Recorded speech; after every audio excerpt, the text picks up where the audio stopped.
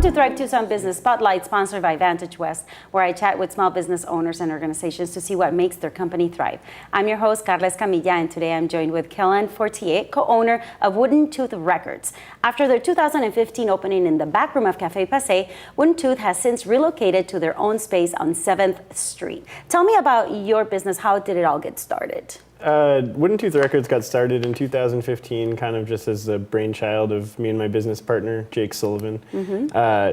We both had been longtime vinyl collectors, and just kind of a dream to open up a record store. So we found a space that was affordable and reasonable, so we decided to try it out, and that was Cafe Passe. We opened up in the back room. Yeah, that's kind of the beginning of the company. And how was the business funded to be able to start? I was completely self-funded with a very small loan from a family member. So it was all money we had saved up. I think we started with something like $7,000 for the whole business. Were you saving money specifically to open the No, store? it was kind of like just what we had. In retrospect, we probably could have waited a while and, saved a little more and figured things out, but we wanted to do it, so I think it was probably best that we just went for it. And you're going on your third year, so yeah, it's been going. And you have moved locations. So you were inside the back room of Cafe Passe, but now you are on 7th Street. Tell me about this new location, and was it difficult to transfer to your own space? It was not that difficult, actually. It was just around the corner from where we were, so the physical move wasn't bad at all. I think it was a little scary going into it because it was like we had done it for 1 year and it seemed like it was going to work, but we just weren't certain. And then once we got into our new space and we opened up and we saw like the response we got, we were like, oh yeah, okay, we can make this work. You had mentioned in an interview that you wanted to set Wooden Tooth by not being pretentious. What do you mean? I think like a lot of people get this idea of the record store being like an intimidating place where like the clerk might be rude to you if you don't know like what cool bands are out, or like if you have like a question about something that might seem silly to like seasoned music veterans, but we just kind of wanted to like eliminate that with our shop and just like be friendly, welcoming, open to anyone. Yeah. So how do you train your clerks to be able to, for example, I come in and I have no idea what I'm looking for, but I'm interested in maybe starting a collection, but I have no idea where to start. Like, how do you train them to be able to welcome somebody like me? So we've been really lucky. We pretty much have almost the exact same staff minus one person from the day we opened. So it's been pretty easy to just, everyone's kind of on the same page at this point, 3 years in.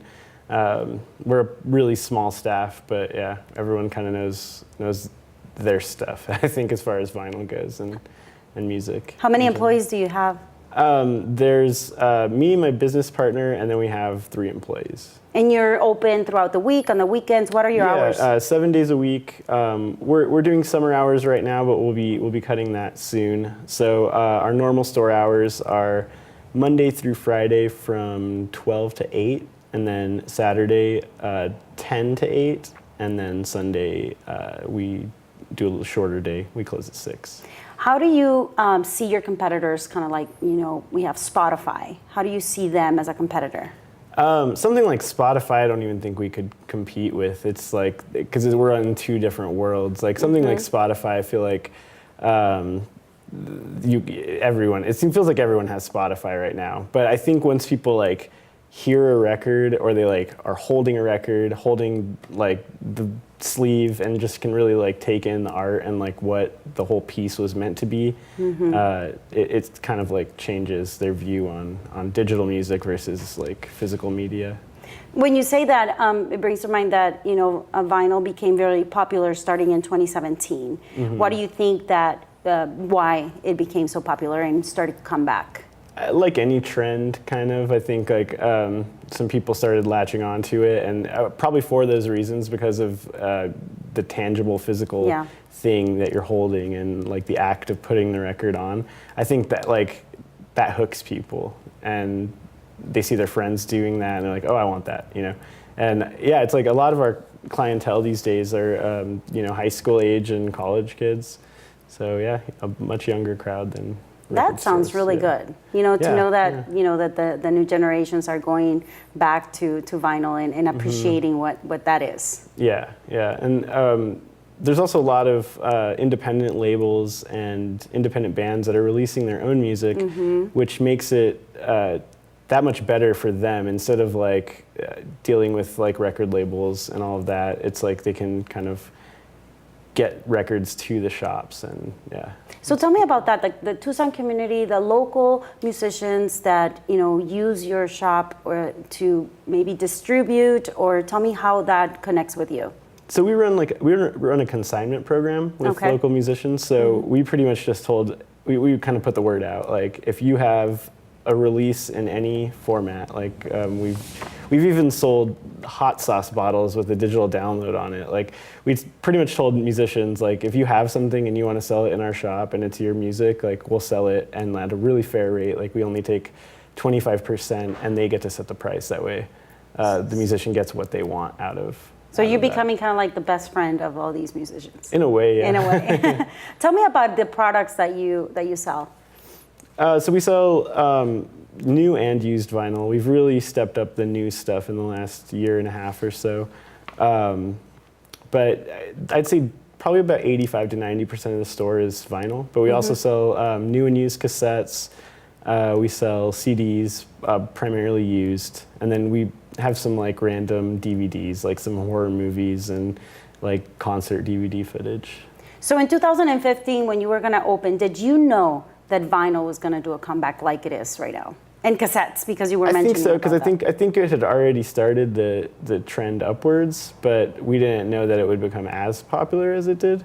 But honestly, like that didn't matter too much to us because we were such lovers of the medium. So it was like kind of a no-brainer for us. Like, what are we going to open? Well, what do we like? Records. Like, records, exactly. Yeah, so to kind of own what you like so you can actually sell it, right? Exactly, yeah. So going back to business, let's talk business. When you moved from the back room of Cafe Passe and you decided to go on your own, was it difficult? And what was those, obstacles that you had to, come forward?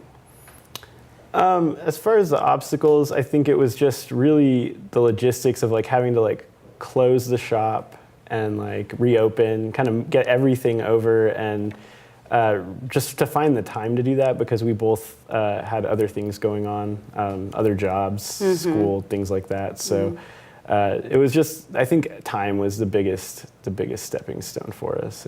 But we managed to do it with it only closing. I think we were only closed for like 3 days. Good. Yeah, and we were able to like do the complete move in just about 3 days. And you're planning another move. Yeah. Tell me about that and how close you are, so that way all your clients know that you're in the same area. And yeah, so we're gonna be moving just about 3 doors down from where we are. Still on 7th Street, but the space is going to be about 3 times the size.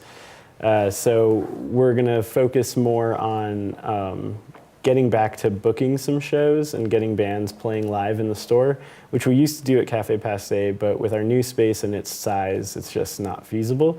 So we want to get back into that, kind of doing that, maybe like once every couple weeks, having like a local show, or if a touring band is coming through and needs a show, hosting it in our record store. And I think that's kind of going to be the biggest thing for us, because it really brings a lot of people and it kind of creates more of a community around the shop. So that sounds fun and also productive for your own own store. Yeah. So tell me about how you market your business. Marketing has been such a new thing for us because neither of us have ever done anything in marketing. So at the beginning, we didn't really know what we were doing at all, and we still don't. But we've kind of figured out that like just name recognition and getting our name up as much as we can in as many places to as many people, and we do it as cheaply as we can. We try to like get our events, anything we're hosting or like promoting, like, in the Tucson Weekly, or just getting people like flyers and posters out to businesses. And what's the market for flyers and all that, right? Yeah. And we DJ also quite a bit around town, so that's really good promotion for us because people see us at these bars or places like the Desert Museum, and who are you guys? And they want to know more about you. Do you use social media? Oh yeah, we're huge on Instagram. We do Facebook as well, but Instagram is kind of where it's at for us, and we have a lot of followers, and I feel like we get a really good response on that. And what would be your advice for somebody that wants to start a business? You know, you started it, you were brave, you and your partner, you got your savings together. If somebody's in that position where they just have their savings and they want to go in and open up what they dream of as a business, what is your advice for that kind of person? I think you just have to do it. That's the biggest thing, is to just take that initial step, because you can keep thinking about it and keep thinking about it and telling yourself like, oh, I'm not ready yet. But it's like, just get it started, because if it's something that people are into, like, they're gonna come and it's gonna work out. Well, congratulations on your move. Thanks we wish so you the much. best. Thank you so much for being Thanks with for us. having me. And if you want to go and check them out, they're located at 416 East 7th Street. And to learn more information about Wooden Tooth, just visit them on Facebook or on Instagram. That has been Business Spotlight with Carla Escamilla. See you next time.